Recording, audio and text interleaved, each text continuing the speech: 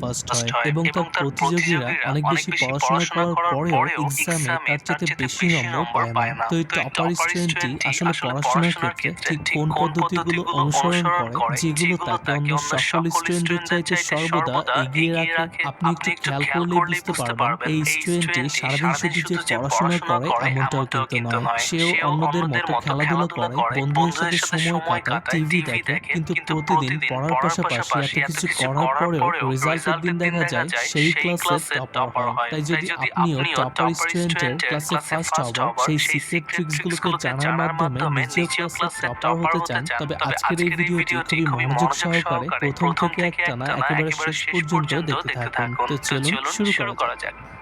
Number 1, balance your student life and personal life. আসলে topper স্টুডেন্টরা তাদের স্টুডেন্ট লাইফ এবং পার্সোনাল লাইফের মধ্যে ব্যালেন্স ঠিক রাখে। তারা যখন পড়তে বসে তখন তাদের 100% ফোকাস শুধুমাত্র পড়ার দিকেই থাকে এবং পড়া বাদে অন্য কোনো বিষয় তখন তারা মাথায় আনে না। আর পুরোপুরি মনোযোগ সহকারে পড়ার কারণে একবার পড়ার টেবিলে বসলে তখন যে ঘন্টার পর ঘন্টা পার হয়ে যায় সেটা তারা নিজেরাও ঠিক মতো বুঝতে পারে না। আর পড়াশোনার এই পদ্ধতিকে বলা হয় ডিপ স্টাডি, যেটি টপারদের ক্লাসে ফার্স্ট হবার জন্য অন্যতম প্রধান সিক্রেট। অপরদিকে যখন তারা খেলাধুলা করে কিংবা বন্ধুদের সাথে সময় কাটায় তখন তাদের মন শুধুমাত্র সেখানেই থাকে, অর্থাৎ তারা সর্বদা প্রেজেন্ট মোমেন্টেই বাঁচে এবং তারা যখন যে কাজ করে তখন শুধুমাত্র সেটাতেই তাদের সম্পূর্ণ ফোকাস দেয়। ফলে স্বাভাবিকভাবেই এর আউটপুটও অন্য সব স্টুডেন্টদের চাইতে তুলনামূলক বেটার আসে। Number 2, must be consistent on your study. আমরা অনেকেই পড়ার সময় হলেই মনে মনে বলি আজ থাক কাল থেকে পড়বো কিংবা পরশুদিন থেকে পড়বো। আর এইভাবে প্রোক্রাস্টিনেট করতে করতে কখন যে এক্সাম চলে আসে তা অনেক সময় আমরা নিজেরাই টের পাই না। অপরদিকে টপার স্টুডেন্টরা পড়ার বিষয়ে কখনোই আপোস করে না। তারা প্রতিদিন একটা নির্দিষ্ট রুটিন ফলো করে মন দিয়ে পড়াশোনা করে। তাতে যত বাধাই আসুক না কেন তারা কখনোই পড়ায় অবহেলা করে না। আমরা অনেকেই কোনো একদিন পড়তে ইচ্ছে না করলে সেদিন আর পড়ার টেবিলে বসি না, কিন্তু টপার স্টুডেন্টরা এক্ষেত্রে সম্পূর্ণ ভিন্ন। তাদের পড়তে ভালো লাগুক কিংবা না লাগুক তারা ঠিকই পড়াশোনা চালিয়ে যায়, ফলে তাদের পরীক্ষার রেজাল্টও অন্যদের চাইতে ভালো হয়।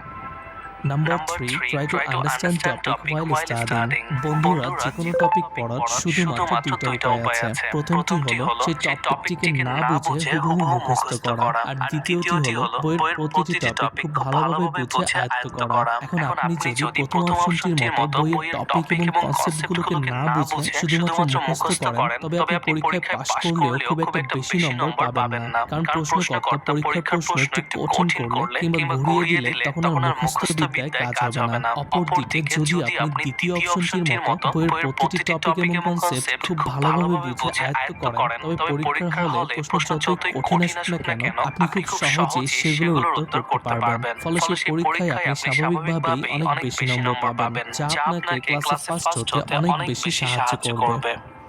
Number 4, make a study related goal for yourself. প্রত্যেক টপার স্টুডেন্টের জীবনে একটা সুনির্দিষ্ট লক্ষ্য থাকে, আর এটি তাদেরকে পড়ার প্রতি সর্বদা মোটিভেট থাকতে সাহায্য করে। মনে করুন আপনি জীবনে বিসিএস, আইপিএস কিংবা বড় কোনো অফিসার হয়ে আপনার বাবা মায়ের মুখ উজ্জ্বল করতে চান, তাদের মুখে হাসি ফোটাতে চান, আর এরকম একটা সম্মানজনক চাকরি অর্জনের জন্য যেহেতু ভালো রেজাল্ট করার কোনো বিকল্প নেই, তাই আপনি দেখবেন আপনার মধ্যে তখন এমনিতেই পড়ার প্রতি আগ্রহ চলে আসবে। ফলে পড়াশোনা আপনার জন্য তখন কষ্টের নয় বরং আনন্দের হয়ে উঠবে। অপরদিকে জীবনে নির্দিষ্ট কোনো লক্ষ্য না থাকলে আপনার একদমই পড়তে ইচ্ছা করবে না, ফলে ক্লাসে টপার হওয়াও সম্ভব হবে না।